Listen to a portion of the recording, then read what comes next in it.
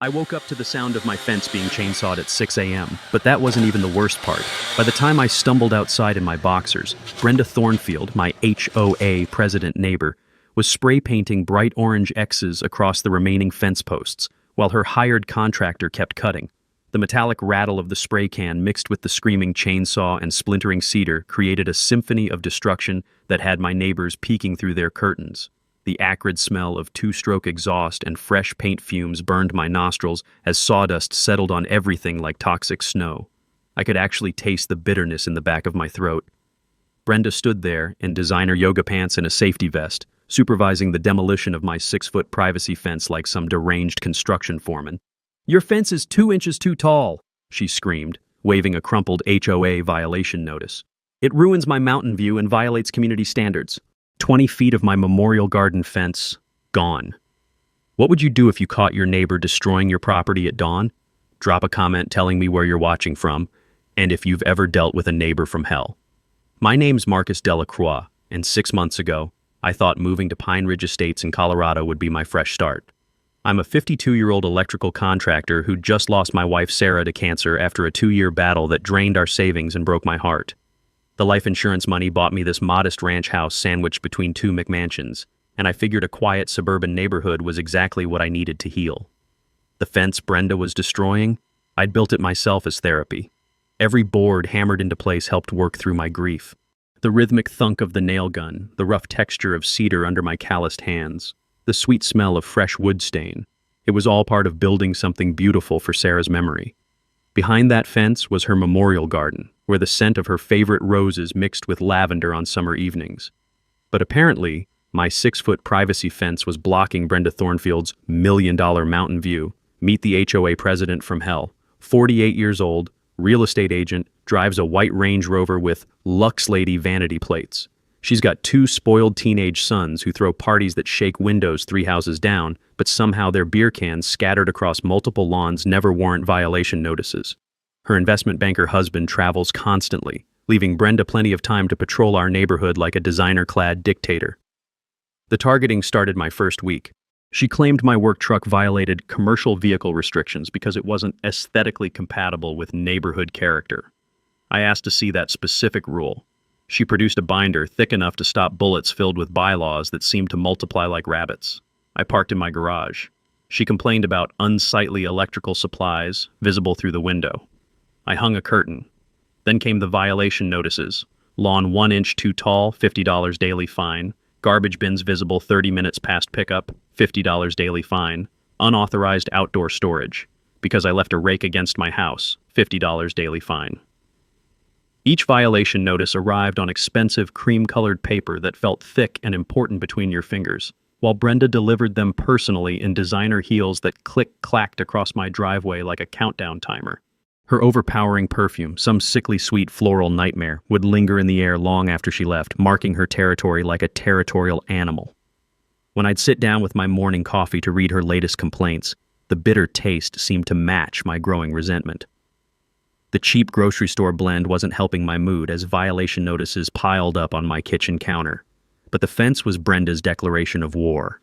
She claimed my 6-foot 2-inch barrier violated the 6-foot maximum height restriction and encroached 2 inches onto mysterious HOA common area that existed nowhere in my property deed. She'd hired a surveyor specifically to find violations after I ignored her friendly suggestion to voluntarily lower the fence. "This fence destroys property values and creates a hostile living environment," she announced during my first HOA hearing, held in her living room instead of the community center. The crunch of store-bought cookies on paper plates filled the awkward silence as board members, her sister-in-law Janet, and 2 elderly residents who clearly feared Brenda, nodded along like bobbleheads. When I presented evidence that 3 other properties had identical fence heights, Brenda dismissed it as technical mumbo-jumbo.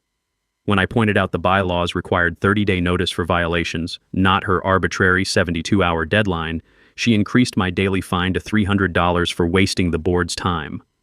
That's when I realized Brenda Thornfield had made a crucial mistake. She assumed I was just another grieving widower she could bully into submission. But Sarah hadn't just left me heartbroken. She'd left me with nothing left to lose. And sometimes, the most dangerous opponent is someone who's already lost everything that mattered. The war for my memorial garden was about to begin. Brenda's next move came with all the subtlety of a sledgehammer to a snow globe. She arrived at my door the following Tuesday morning with a manila folder thick enough to choke a horse, flanked by a nervous-looking man in a cheap suit clutching a surveyor's tripod like a security blanket. "Mr. Delacroix," she announced, pronouncing my French surname like it personally offended her. "This is Brad Hutchins from Precision Property Surveys. We're here to document your multiple HOA violations before pursuing legal remedies." The smell of Brad's aftershave mixed with Brenda's usual perfume cloud created a toxic fog that made my eyes water. As they tramped around my property, Brad's measuring tape made sharp snapping sounds every few feet, while Brenda dictated notes into her phone like she was reporting a crime scene. Fence height 6 feet 2 1/4 inches, maximum allowable 6 feet even, violation confirmed. Brad's voice cracked like a teenager asking someone to prom. The poor guy was clearly being paid by the hour to legitimize Brenda's vendetta. But here's where Brenda made her first tactical error. She was so focused on building her case against me that she forgot about her own glass house. While she and Brad measured every inch of my property, I took a casual walk around the neighborhood with my phone camera. Something my late wife Sarah had always told me echoed in my head. "Marcus, bullies always assume their victims won't fight back." That's usually their biggest mistake. Turns out Brenda's own backyard was a goldmine of violations. Her decorative mailbox stood 7 feet tall, clearly over the 6-foot height restriction she was weaponizing against my fence. Her deck extension jutted 18 inches beyond her original permit specifications, and those commercial-grade landscape lights illuminating her prize-winning rose garden? Definitely not on the approved fixtures list. But the real revelation came when I spent my lunch break at the courthouse breathing in that musty smell of old filing cabinets while hunting through property records. The squeak of ancient microfiche machines became my soundtrack as I discovered something that would change everything.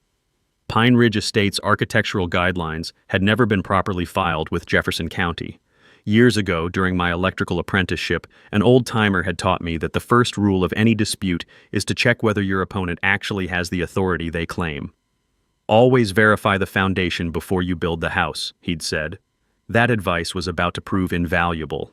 When Brenda's 72-hour ultimatum arrived via certified mail, the envelope thick enough to feel expensive between my fingers, demanding immediate fence removal or facing $200 daily fines, I was ready with my counterpunch. I formally requested an emergency board meeting under Article 7 of the HOA bylaws, which required all disputes to be heard within 10 business days of a formal challenge. Brenda's response was predictably petty. She scheduled the meeting for 2 p.m. on a Thursday during prime working hours, ensuring minimal attendance. The location? Her living room again, complete with folding chairs that squeaked like dying mice every time someone shifted their weight. The official board meeting consisted of Brenda, her sister-in-law Janet serving as secretary, and 2 elderly board members, Dr. Hoffman, a retired cardiologist who kept nodding off, and Mrs. Hannah, a sweet grandmother who clearly just wanted everyone to get along. Brenda served store-bought oatmeal cookies on paper plates beneath a crystal chandelier that probably cost more than my truck. The irony wasn't lost on me, discussing community standards in a room that screamed excess. Her official agenda was handwritten on the back of a Starbucks receipt, which told me everything about the professionalism level we were dealing with. "Marcus has repeatedly violated community standards," Brenda began, consulting notes on her iPhone like she was delivering a closing argument. "His fence destroys sight lines, reduces property values, and creates discord in our peaceful community." I pulled out my own folder, not as thick as hers, but infinitely more damaging. "Before we discuss my fence, perhaps the board should address these photographs of violations on your property, Brenda, starting with your 7-foot mailbox that exceeds the same height restrictions you're applying to my fence." The temperature in that gaudy living room dropped 10 degrees. Janet's pen froze mid-sentence. Dr. Hoffman suddenly looked wide awake. Mrs. Hannah made a small, "oh my" sound that spoke volumes about the power shift happening in real time. But Brenda didn't climb to HOA president by backing down easily. "Those are decorative elements that enhance property values," she sniffed, her voice taking on that entitled tone I'd grown to despise. "Completely different from your fortress wall. Then perhaps you can explain why 3 other properties in our development have identical 6-foot fences that have never received violation notices?"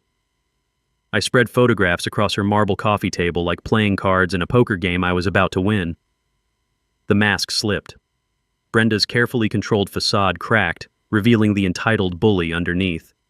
"This board has discretionary authority to address immediate threats to community standards," she declared, literally making up rules as she spoke.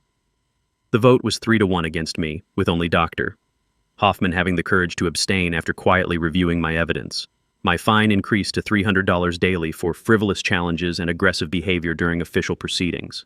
Walking to my truck, the crunch of autumn leaves under my boots sounded like Brenda's credibility crumbling. She'd won this round, but her desperation was showing. And desperate people make the kinds of mistakes that bring down empires. 3 days after that sham board meeting, Brenda dropped the legal nuclear option on my doorstep. The envelope was so thick with expensive letterhead that the paper felt like velvet between my fingers. Morrison, Kessler and Associates, the kind of law firm that charges $500 just to answer their phone, demanded immediate fence removal, claiming my hostile structure created a pattern of neighborhood intimidation. But the real kicker? The letter was dated 2 days before our board meeting. Brenda had hired an attorney before even pretending to give me due process. She'd planned this legal ambush from the beginning, and the bitter taste of betrayal mixed with my morning coffee as I read her lawyer's threats. Then she escalated to county code enforcement. Officer Martinez showed up that afternoon, looking genuinely confused as he consulted his tablet. "Got an anonymous complaint about major unpermitted construction," he said, the autumn wind carrying the scent of dying leaves as we walked my property. Caller described extensive electrical work, structural modifications, the whole 9 yards. As Martinez inspected every inch of my perfectly legal fence, I could hear Brenda's heels clicking on her driveway next door. She was obviously watching and waiting for me to get busted. The metallic ping of his measuring tape echoed between our houses as he documented what I already knew. Everything was up to code. "Whoever called this in gave some pretty specific details that just aren't here," Martinez said, shaking his head. "Sounds like someone was hoping I'd find problems that don't exist. Sorry for wasting your time." But Brenda wasn't done. That evening, I overheard her at the neighborhood mailboxes spreading poison to anyone who'd listen. "Marcus is one of those difficult types," she stage whispered to the Hendersons from across the street. "Lawyers involved now. Property values are going to tank if we don't handle this quickly." Time for my counterpunch, and I was aiming higher than she'd ever expect. Years ago, my commanding officer in Germany had taught me that the best intelligence comes from public records most people are too lazy to check. "Control the information, control the battlefield," he'd said. So I spent the next 2 evenings at the county courthouse, breathing in that musty smell of archived documents while digging into Pine Ridge Estate's corporate history. What I found made Brenda's legal threats look like tissue paper in a hurricane. Our HOA's articles of incorporation showed a pattern of missed filings and expired registrations. More damaging, I discovered shell companies registered under Brenda's maiden name that had received landscaping and maintenance contracts worth over $40,000 from our HOA fund. She'd been personally profiting from the very organization she used to terrorize neighbors. But the nuclear revelation came when I found correspondence between Brenda and county planning about a proposed commercial development on the common area she claimed my fence was encroaching on. Turns out she'd been negotiating to sell that phantom common area to a cell tower company, and my fence was blocking access to the proposed site. This wasn't about property values or community standards. This was about Brenda trying to cash in on a secret deal by removing any obstacles to her payday. Armed with this intelligence, I made my move. I contacted the 3 other neighbors with identical fence heights and shared what I'd discovered. Then I reached out to Mrs. Patterson, the 82-year-old widow who'd lived here longer than anyone, and the young couple facing foreclosure over their kids' playground equipment. By Thursday, I had something Brenda never expected: an organized resistance. We filed a formal complaint with the Colorado Attorney General's office about potential HOA fraud. I submitted evidence of Brenda's conflicts of interest to the State Real Estate Board, which could cost her professional license. And we requested a special meeting of all homeowners, not just the puppet board, to address irregularities in HOA governance and potential financial misconduct. The meeting was scheduled for the community center, not Brenda's living room, with proper notice to all residents as required by state law. For the first time since moving to Pine Ridge Estates, I felt the sweet satisfaction of turning Brenda's own rules against her. Friday morning brought the sound I'd been waiting for: Brenda's heels frantically clicking across her driveway as she rushed to check her mail. The certified letter from the Attorney General's office requesting her response to fraud allegations had arrived right on schedule. From my kitchen window, I watched her read it twice, her face turning the color of spoiled milk. The paper visibly shook in her hands as the reality hit her. The hunter had become the hunted. She'd tried to bury me with lawyers and bureaucrats. Instead, she'd given me exactly the documentation I needed to expose her entire operation.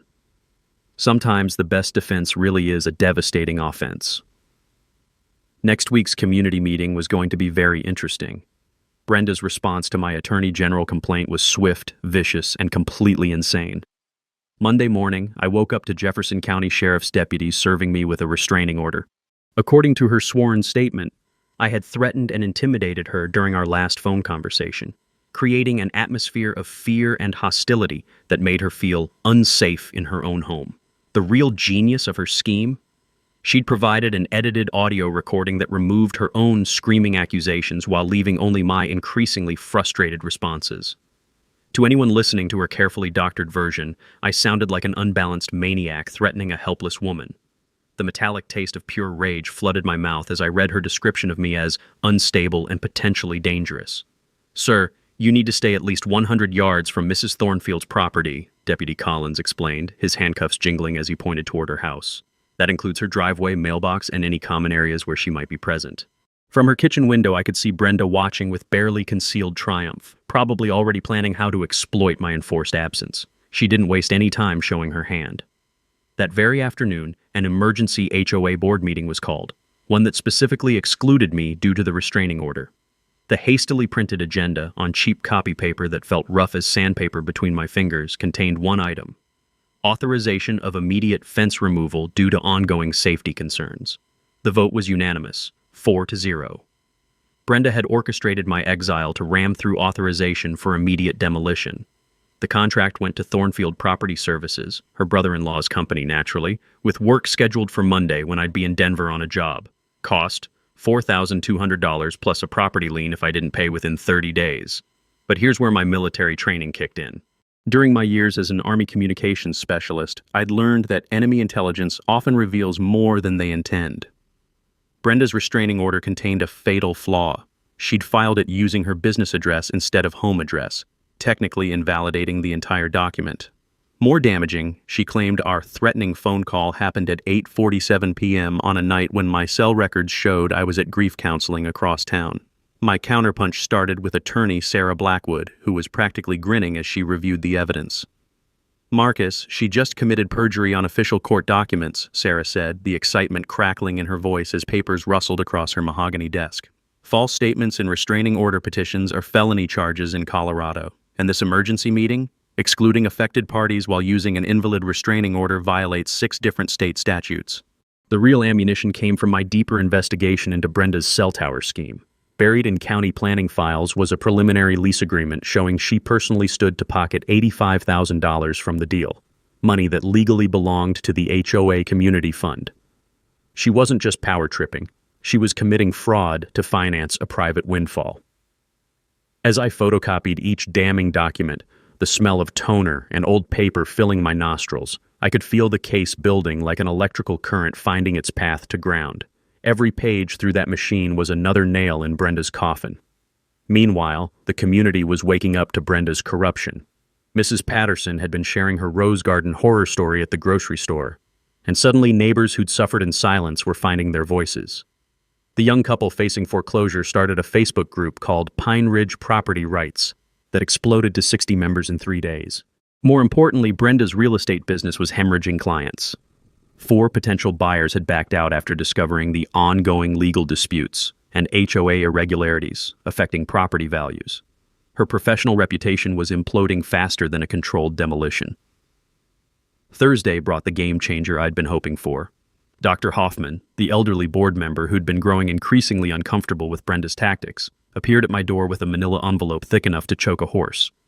"Marcus, I've been documenting Brenda's violations of procedure for 3 years," he said, his weathered hands trembling slightly as he passed me the evidence. "Unauthorized expenditures, rigged contract bidding, meetings held without proper notice. I can't be complicit in this corruption anymore." Inside was a treasure trove. Systematic documentation of financial irregularities, procedural violations, and abuse of power going back to when Brenda first seized control of the board. Dr. Hoffman had been waiting for someone brave enough to challenge her reign of terror. But here's the beautiful part. I wasn't going to stop Monday's demolition. Let Brenda tear down my fence on live television while thinking she'd won. Because what she didn't know was that I'd already contacted Channel 7 News about covering the controversial HOA enforcement action. Sometimes the best way to destroy a tyrant is to give them exactly enough rope to hang themselves in front of the whole world. Monday morning was going to be very educational for Brenda Thornfield. Friday afternoon, while Brenda was probably polishing her victory speech for Monday's demolition, I made the discovery that would obliterate her entire empire. I was deep in the musty archives of Jefferson County's Secretary of State office, following a nagging hunch about Pine Ridge Estate's corporate status, when I found it buried in a misfiled folder thick with dust. Our HOA's Articles of Incorporation had expired on March 15, 2021, and were never renewed. The aged paper felt brittle between my trembling fingers as the magnitude hit me like a sledgehammer. Pine Ridge Estates Homeowners Association had been operating as a legally defunct corporation for 3 years. Every violation notice Brenda had issued, every fine she'd collected, every board decision she'd rammed through, all of it was legally meaningless, no more valid than monopoly money. But the implications went deeper than just invalid enforcement. According to Colorado revised statutes, when a nonprofit corporation dissolves, its assets legally revert to state oversight. The $127,000 sitting in our HOA account didn't belong to Brenda's phantom board. It technically belonged to a dissolved entity with no legal right to exist. The metallic taste of pure adrenaline flooded my mouth as I photocopied every page, the whir of the machine sounding like a countdown timer to Brenda's destruction. She'd been running what amounted to a neighborhood protection racket, collecting dues and issuing fines with zero legal authority. More beautiful still, Monday's demolition contract was void before the ink dried. Thornfield Property Services had been hired by an entity with no legal standing to authorize the work. If they touched my fence, they'd be committing criminal trespass and property destruction, felony charges that no amount of HOA paperwork could justify. As I drove home through the gathering dusk, the scent of autumn leaves drifting through my truck windows, I made a tactical decision that would have impressed my old commanding officer. I was keeping this nuclear revelation secret until Monday. Let Brenda orchestrate her grand demolition spectacle while believing she held all the power. The more witnesses to her illegal act, the more devastating her downfall would be. This discovery transformed everything. Sarah Blackwood was going to have Christmas morning when I showed her this evidence. We weren't just challenging HOA overreach anymore, we were looking at criminal charges for operating an illegal collection scheme, misappropriation of funds, and potential fraud involving tens of thousands of dollars. But the psychological impact would be even more satisfying. For 3 years, Brenda had terrorized 43 families with the weight of HOA authority. Neighbors had paid thousands in invalid fines, lost sleep over meaningless violation notices, and lived in fear of her arbitrary enforcement. Learning that none of it had any legal foundation would be the most liberating news Pine Ridge Estates had ever received. I spent that evening in Sarah's memorial garden. The rough texture of fence boards under my palm and the lingering fragrance of late roses in the crisp air, planning the perfect trap. The fence that started this war was about to become the stage for Brenda's complete annihilation. Every violation she'd issued, every dollar she'd collected, every neighbor she'd bullied, it was all built on a foundation of lies. Monday morning, the demolition crew would arrive expecting routine HOA enforcement. Instead, they'd be stepping into a carefully orchestrated legal ambush 3 years in the making. Brenda thought she was destroying my fence to claim ultimate victory. She had no idea she was about to demolish her own life in front of cameras, witnesses, and law enforcement. The hunter was about to become the hunted, and she'd never see it coming. Saturday morning found me in attorney Sarah Blackwood's office with enough evidence to bring down a small government. The rich leather smell of her law books mixed with fresh coffee as I spread 3 years of documentation across her mahogany conference table like pieces of a jigsaw puzzle that finally revealed the complete picture. "Marcus, this is absolutely devastating," Sarah said, her voice containing barely restrained excitement as she examined the expired incorporation documents. Not only has Brenda been operating without legal authority, but under Colorado's wrongful lien statute, every resident who paid invalid fines can recover triple damages plus attorney fees. We're talking about a potential recovery of over $400,000. That legal nugget hit me like lightning. I'd heard about wrongful lien laws during my contractor training, but never imagined they'd apply to HOA disputes. Basically, when organizations file invalid liens or collect unauthorized fees, Colorado law allows victims to recover 3 times their losses as punishment for the abuse. It's designed to make fraudulent collection so expensive that scammers think twice before trying it. Sarah pulled out a thick binder that smelled like fresh ink and determination. "Here's how we're going to coordinate Monday's operation," she said, her finger tracing a timeline that would synchronize legal, media, and law enforcement elements. Channel 7's Jennifer Walsh will arrive at 7:45 a.m. to cover what she thinks is a routine HOA enforcement story. At 8 a.m. sharp, I'll be there with injunction paperwork and the lawsuit we're filing simultaneously. By 8:15, when that demolition crew realizes they're about to commit felonies, this whole thing explodes in Brenda's face. The financial strategy was equally brilliant. Beyond individual recoveries, we were forming the Pine Ridge Property Owners Coalition, a legitimate organization to replace Brenda's phantom HOA. Residents would get their money back, property liens would be voided, and we'd establish transparent governance with actual legal authority. Sunday brought a neighborhood organizing session that felt like a revolution brewing in my backyard. Mrs. Patterson arrived with 15 years of meticulous records, her manila folders organized with the precision of a military quartermaster.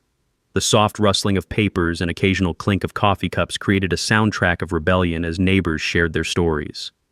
"I've been documenting every violation notice, every phone call, every intimidation tactic," Mrs. Patterson said, her weathered hands surprisingly steady as she opened folder after folder. Brenda targeted single parents, elderly residents, and blue-collar families while ignoring identical violations by her wealthy friends. This is textbook discrimination. The young couple facing foreclosure, Jake and Maria Santos, brought their own evidence of selective enforcement. Their children's playground equipment had generated $3,200 in fines, while 3 board members had identical swing sets that were never cited. The pattern was so obvious it would make a federal civil rights case look easy. Dr. Hoffman provided the insider perspective that tied everything together. "Brenda's been rubber stamping contracts without competitive bidding for 3 years, he explained, the moral weight of his complicity evident in his voice. Her shell companies have received over $75,000 in HOA funds for landscaping, maintenance, and consulting services that were never properly authorized. By Sunday evening, we had something Brenda never expected, a unified community ready to fight back. 17 families had joined our coalition, armed with documentation that would make prosecutors salivate. More importantly, we'd coordinated schedules to ensure maximum witness coverage for Monday's confrontation. The media preparation was crucial. Jennifer Walsh from Channel 7 had initially planned a simple human interest story about HOA enforcement disputes. Now she was preparing an investigative piece about systematic fraud, discrimination, and abuse of power. I'd provided her with background materials that painted Brenda as exactly the kind of neighborhood tyrant that makes for compelling television. But the real beauty of our plan was psychological warfare. Brenda expected me to show up angry and desperate, probably with a handful of neighbors for moral support. Instead, she'd face attorneys, media, law enforcement, and a community that finally understood the scope of her deception. I spent Sunday night checking and rechecking every detail, the taste of anticipation mixing with black coffee as I reviewed our coordinated timeline.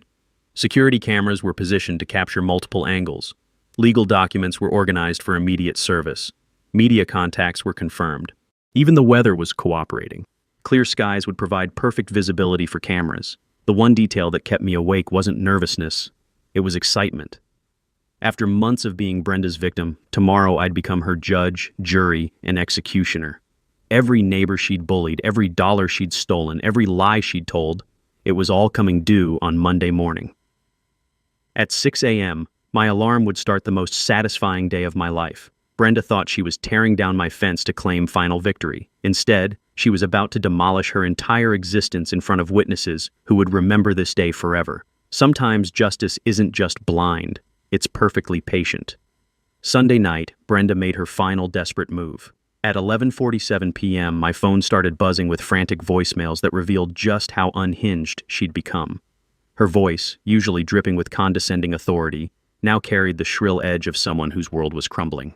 "Marcus, this is your last chance to resolve this situation amicably," her first message began, the words rushed and slightly slurred like she'd been drinking. "I'm prepared to waive all existing fines and drop the restraining order if you sign a voluntary fence removal agreement by midnight. After that, you'll face the full legal consequences of your actions." The second voicemail, left just 12 minutes later, revealed her growing panic. I know you think you're clever with your little neighborhood coalition, but you have no idea what you're dealing with. I have connections throughout this county. Judges, commissioners, people who can make your life very difficult if you continue this harassment. By the fourth message, delivered at 12:23 a.m., Brenda had completely abandoned any pretense of professionalism. You're destroying this community with your selfish behavior. Property values are plummeting because of your legal drama. Every neighbor you've dragged into this mess will blame you when their home equity disappears. I let every call go to voicemail, each recording becoming another piece of evidence for Monday's legal filing. The metallic taste of satisfaction mixed with my midnight coffee as I listened to Brenda's meltdown in real time. She was spiraling, making increasingly wild threats that would only strengthen our case, but her real desperation showed in the moves she made while thinking I was asleep. At 2:15 a.m., my security cameras caught her creeping around my property with a flashlight, apparently looking for any last-minute violations she could document. The sight of Pine Ridge Estates' HOA president prowling around in designer pajamas and Ugg boots was both pathetic and terrifying. Monday morning brought news that Brenda had spent the weekend trying to buy her way out of trouble. 3 different neighbors called to report she'd offered them cash payments to withdraw from our coalition. Mrs. Patterson got a particularly offensive visit where Brenda suggested her advanced age made her an unreliable witness who might want to avoid the stress of legal proceedings. The young Santos family received the most insulting offer, $5,000 to drop their discrimination claims and sign a non-disclosure agreement. When they refused, Brenda threatened to report their playground equipment to county code enforcement as an attractive nuisance that endangered neighborhood children. But Brenda's biggest mistake was trying to intimidate Dr. Hoffman into recanting his evidence. She showed up at his door Sunday evening with a bottle of expensive wine and a sob story about how the Marcus situation was destroying her real estate career and threatening her family's financial security. She actually had the nerve to suggest I'd misunderstood what I'd witnessed over 3 years, Doctor. Hoffman told me Monday morning, his usually calm demeanor replaced by righteous indignation. Then she offered me $15,000 to take a vacation during the legal proceedings. When I refused, she threatened to have me removed from the board for mental incompetence due to advanced age. The smell of burnt coffee filled my kitchen as I listened to these reports, my hands surprisingly steady despite the adrenaline coursing through my veins. Brenda's weekend bribery tour had accomplished exactly the opposite of what she intended. Instead of buying silence, she'd given us evidence of witness tampering, attempted obstruction of justice, and age discrimination. Meanwhile, her professional life was imploding in spectacular fashion. 3 more real estate clients had canceled listings after learning about the ongoing HOA controversy affecting their property values. Her brokerage firm, Morrison & Associates, had quietly removed her photo from their website and stopped returning her calls. The Whisper network in Colorado real estate moves fast, and word was spreading that Brenda Thornfield was toxic. Most satisfying was watching her social media presence crumble. The Pine Ridge Property Rights Facebook group had grown to over 100 members, sharing stories and evidence that painted Brenda as a neighborhood tyrant. Her own real estate Facebook page was being flooded with questions about HOA disputes and legal investigations that she couldn't delete fast enough. By 7 a.m. Monday, as I watched through my kitchen window, Brenda was pacing her driveway like a caged animal. The demolition crew's truck was already parked on the street, and I could see her frantically gesturing and pointing toward my fence. Her designer outfit was perfectly coordinated, but her body language screamed desperation. She had no idea that her carefully planned demolition was actually an elaborate trap that would destroy everything she'd built over 3 years.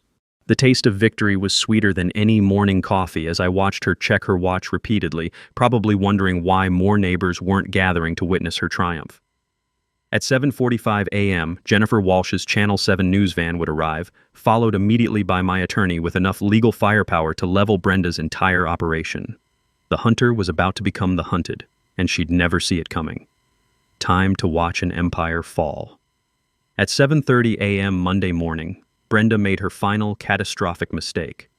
As I watched from my kitchen window, she arrived at the demolition site wearing a crisp white blazer and her most expensive jewelry, clearly expecting this to be her moment of ultimate triumph. The sharp click of her designer heels on the asphalt echoed between our houses as she marched toward the crew like a general preparing for battle. What she didn't know was that her weekend bribery spree had backfired spectacularly. Dr. Hoffman had spent Sunday evening making calls to every board member who'd ever questioned Brenda's methods. By Monday morning, two more longtime residents had resigned from the Phantom Board and were prepared to testify about her systematic abuse of power. The demolition crew, three burly guys who looked like they'd rather be anywhere else, was already setting up their equipment when Brenda began her performance. The acrid smell of chainsaw exhaust mixed with her overpowering perfume as she positioned herself for what she clearly thought would be her victory photo. "Gentlemen, you're here to remove an illegal structure that violates multiple community standards," she announced loudly enough for the growing crowd of neighbors to hear. Mr. Delacroix has had ample opportunity to comply voluntarily, but has chosen confrontation over cooperation. From my position by the fence, I could taste the metallic tang of anticipation mixed with the bitter coffee I'd been nursing since dawn. Everything was falling into place exactly as planned. At 7:43 a.m., I spotted Jennifer Walsh's Channel 7 news van turning the corner, followed immediately by Sarah Blackwood's silver Mercedes. But Brenda's desperation was showing in ways she couldn't control. Her hands shook slightly as she consulted notes on her phone, and I noticed she'd applied her makeup with the heavy-handed precision of someone trying to hide exhaustion. The weekend of bribery attempts and midnight property prowling had clearly taken its toll. "Mrs. Thornfield," called out Jake Santos from across the street, "can you explain why your own mailbox exceeds the same height restrictions you're enforcing against Marcus's fence?" Brenda's face flushed red as more neighbors emerged from their houses, many carrying folders of documentation I'd helped them organize over the weekend. Mrs. Patterson appeared with her 15 years of meticulous records, while other families brought photos and violation notices that would expose the pattern of selective enforcement. "Those questions will be addressed through proper channels," Brenda snapped, her voice taking on that shrill quality that emerged whenever she felt cornered. "Today we're focusing on immediate safety concerns posed by this illegal barrier." That's when Jennifer Walsh approached with her cameraman, the professional smile of an investigative reporter who smells a bigger story than she initially expected. "Mrs. Thornfield, I'm Jennifer Walsh from Channel 7 News. We're here to cover the HOA enforcement action, but several residents have raised questions about the association's legal authority. Would you care to comment?" The texture of smooth confidence that usually characterized Brenda's public persona began cracking like old paint. "The Pine Ridge Estates HOA has full legal authority to enforce community standards," she declared, but her voice carried a defensive edge that hadn't been there moments before. Meanwhile, Sarah Blackwood was positioning herself strategically near the demolition crew, a thick manila envelope in her hands that contained enough legal ammunition to stop this charade permanently. The morning sunlight glinted off her silver briefcase as she prepared to serve papers that would transform Brenda's moment of triumph into complete humiliation. But Brenda's final act of desperation came when she spotted Dr. Hoffman emerging from his house with a folder of evidence. "Don't listen to him," she called out loudly enough for the news camera to capture. "Dr. Hoffman is suffering from age-related confusion and doesn't understand the legal complexities of HOA governance." The collective gasp from the gathered neighbors was audible. Attacking a respected 78-year-old physician on camera was exactly the kind of mistake that would make this story go viral. Even her sister-in-law Janet, who'd been loyally supporting Brenda's crusade for months, looked mortified by the public display of callousness. The demolition crew foreman, a weathered man named Chuck who'd clearly done this kind of work for decades, approached Brenda with increasing concern. "Ma'am, we're getting some conflicting information here about authorization. Maybe we should wait until—" "You have your work order!" Brenda cut him off, her voice rising to a near shriek. "I am the HOA president, and I'm ordering you to proceed immediately!" At exactly 8 a.m., as Chuck reluctantly started his chainsaw, Sarah Blackwood stepped forward with the legal papers that would end Brenda's reign of terror forever. The sound of approaching sirens, county sheriff's deputies responding to our trespassing complaint, mixed with the mechanical whine of demolition equipment to create a symphony of justice about to be served. Brenda stood there in her designer outfit, completely unaware that her empire was about to collapse in front of cameras, witnesses, and law enforcement. The trap was sprung. Now came the reckoning. At exactly 8 a.m., as Chuck's chainsaw roared to life and bit into the first fence board, Sarah Blackwood stepped forward like an avenging angel in a power suit. "Stop immediately," she commanded, her voice cutting through the mechanical noise as she brandished a thick stack of legal documents. "You are about to commit criminal trespass on behalf of an organization with no legal authority to authorize this work." Chuck killed the chainsaw so fast you could hear the sudden silence echo off the surrounding houses. The acrid smell of two-stroke exhaust hung in the morning air like the smoke from Brenda's burning credibility. "What the hell is going on here?" Brenda demanded, her perfectly applied makeup already starting to streak with perspiration despite the cool October morning. "Mrs. Thornfield, you are hereby served with a lawsuit filed this morning in Jefferson County District Court," Sarah announced, slapping the papers into Brenda's manicured hands with enough force to make them shake. "You are also served with an emergency injunction prohibiting any further property destruction." Jennifer Walsh's camera was rolling as Brenda's face cycled through confusion, anger, and dawning horror while she tried to process the legal documents. The gathered crowd of neighbors, now numbering over 20, pressed closer to witness what they sensed was a historic moment. "This is ridiculous," Brenda sputtered, waving the papers like they were contaminated. "The HOA has full authority to—" "Actually, it doesn't," I interrupted, stepping forward with my own folder of evidence. The taste of pure satisfaction flooded my mouth as I prepared to deliver the knockout punch. Pine Ridge Estates Homeowners Association's Articles of Incorporation expired on March 15, 2021, and were never renewed. For 3 years, you've been collecting dues and issuing fines on behalf of a legally defunct organization. The collective gasp from the crowd was audible. Mrs. Patterson's hand flew to her mouth. Dr. Hoffman nodded grimly as if this confirmed his worst suspicions. Even Chuck and his demolition crew were staring at Brenda like she'd suddenly sprouted horns. That's impossible," Brenda stammered, her voice barely above a whisper. "I would have known. The board would have been notified." "The board consists of you, your sister-in-law, and 2 elderly residents you've been manipulating for years," Sarah said coolly. "According to these financial records provided by Dr. Hoffman, you've collected over $127,000 in dues and fines from residents while operating an illegal collection scheme." Jennifer Walsh stepped forward, microphone extended. "Mrs. Thornfield, how do you respond to allegations that you've been knowingly defrauding your neighbors?" That's when Brenda completely lost it. The mask of suburban respectability she'd worn for 3 years shattered like glass, revealing the entitled, bigoted bully underneath. "This is a conspiracy!" she shrieked, her voice rising to a pitch that made dogs start barking 3 houses down. "That French bastard has been planning this from day one. He's probably illegal anyway. Who knows what kind of background these immigrant types have?" The ethnic slur hung in the air like a toxic cloud. Jennifer Walsh's eyes lit up with the predatory gleam of a reporter who'd just captured career-making footage. Chuck and his crew started packing their equipment with the urgency of people fleeing a disaster zone. "Ma'am, I'm going to need you to calm down," said Deputy Collins, who'd arrived with sirens wailing just as Brenda's meltdown reached its peak.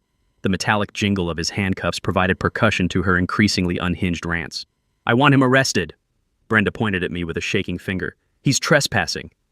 He's harassing me. He's violating the restraining order." "Actually, ma'am, the restraining order was based on false information and has been invalidated," Deputy Collins explained patiently, while Sarah handed him copies of our evidence. "And Mr. Delacroix is on his own property. You, however, are authorizing property destruction without legal authority." The crowd of neighbors had swelled to over 30 people, many filming with their phones as Brenda's empire collapsed in real time. The sound of clicking cameras mixed with her increasingly desperate protestations as the full scope of her downfall became clear. "This community will be destroyed without proper HOA oversight," she wailed, mascara now streaming down her cheeks in black rivulets. "Property values will plummet. It'll be chaos." That's when I delivered the mic drop moment I'd been planning for weeks. "Actually, Brenda, this community is going to thrive for the first time in 3 years," I said, my voice carrying clearly to every witness and camera. "Because we're forming a legitimate property owners association with transparent governance, proper legal authority, and leadership that actually serves the residents instead of exploiting them." The cheer that erupted from the crowd was spontaneous and thunderous. Mrs. Patterson was crying tears of joy. Dr. Hoffman was shaking hands with neighbors he hadn't spoken to in years. Even Chuck gave me a thumbs up before driving away. Brenda stood in the wreckage of her reputation, surrounded by evidence of her corruption, facing criminal charges and civil lawsuits that would follow her for years. Justice had finally come to Pine Ridge Estates. 3 months later, the transformation of Pine Ridge Estates was nothing short of miraculous. The class action lawsuit against Brenda and her phantom HOA settled for $438,000. Every penny paid by the liability insurance company that had unknowingly covered a fraudulent organization. The sweet taste of victory mixed with my morning coffee as Sarah Blackwood handed me my settlement check for $127,000 in damages and attorney fees. Brenda's personal reckoning was swift and merciless. The Colorado Real Estate Commission suspended her license for 3 years after finding gross negligence and fraudulent conduct. Criminal charges for operating an illegal collection scheme resulted in 18 months of community service, mandatory anger management classes, and $89,000 in personal restitution. During my contractor training years ago, an instructor had mentioned that Colorado's Consumer Protection Act allows prosecutors to seek triple damages against fraudulent schemes, a legal tool that made Brenda's penalties particularly devastating. Most satisfying, Brenda was forced to sell her McMansion to pay legal judgments. The Lux Lady Range Rover disappeared first, followed by the crystal chandelier and designer furniture. Her real estate career was finished. No brokerage would touch someone with her legal baggage. Last I heard, she'd moved to Phoenix for a fresh start, though her husband had filed for divorce citing irreconcilable differences and public embarrassment. The real victory was what we built from her corruption's ashes. The Pine Ridge Property Owners Association, properly incorporated, transparently governed, and actually legal, now serves 47 families with dignity and respect. Dr. Hoffman serves as president, Mrs. Patterson handles our meticulously documented finances, and I coordinate maintenance projects with the same attention to detail I once applied to electrical work. The $50,000 in recovered funds that couldn't be directly returned became seed money for something beautiful, the Pine Ridge Community Scholarship. Every year, we award $15,000 in college scholarships to local students pursuing law, social work, community advocacy, or public service. The program specifically supports first-generation college students and underrepresented communities, a legacy that honors every neighbor Brenda had bullied. My memorial garden became the heart of our transformed community. The fence that started this war still stands, every weathered board a testament to standing up against corrupt authority. Sarah's roses bloom more magnificently each year, their sweet fragrance mixing with the sound of children's laughter as neighbors gather on summer evenings. The rough texture of the original cedar reminds me daily that protecting yourself protects everyone who comes after you. Our annual Pine Ridge Community Festival now draws families from neighboring developments, drawn by stories of our transformation from HOA tyranny to genuine community cooperation. The taste of Mrs. Patterson's famous apple pie and the sound of acoustic guitar from our local talent show have replaced the bitter conflicts that once poisoned our neighborhood. Property values increased 12% since Brenda's departure. Eliminating a neighborhood dictator who generated constant legal drama proved excellent for home equity. 3 families planning to escape HOA harassment decided to stay. New residents specifically choose Pine Ridge Estates because of our reputation for fair, transparent governance that actually serves the community. The ripple effects extended across Colorado. Channel 7's investigative series won a regional Emmy and inspired reform efforts statewide. The legislature passed the HOA Accountability Act, requiring annual corporate status verification and mandatory transparency in enforcement. I've consulted on 23 HOA reform cases across 6 states, always pro bono, turning my worst experience into a force for positive change. The fence Brenda tried to destroy still protects Sarah's garden, but it's no longer a barrier between neighbors. We installed a beautiful memorial gate opening onto a community walking path, connecting individual properties into something larger and more meaningful. Children now play safely in the Santos family's playground, the same equipment that once generated thousands in bogus fines. As I write this, sitting on Sarah's bench with late summer roses perfuming the evening air, I can hear families enjoying the community we built together. Mrs. Patterson tends her expanded rose garden, now celebrated as a neighborhood treasure. Dr. Hoffman hosts monthly coffee gatherings where residents discuss actual improvements instead of arbitrary enforcement. This is what happens when ordinary people decide they've had enough of petty tyrants. We didn't just defeat Brenda Thornfield, we built something better in her place. Got your own HOA nightmare? Share it in the comments and let's expose these neighborhood dictators together. Subscribe to HOA Stories for more tales about underdogs beating corrupt systems and building stronger communities. Next week, how a disabled veteran outsmarted a predatory towing company and got the entire operation shut down by the state attorney general. That's all for today's HOA madness. If watching justice serve itself made your day, smash that like button, share your thoughts down below, and make sure you're subscribed. More outrageous neighborhood showdowns are just around the corner.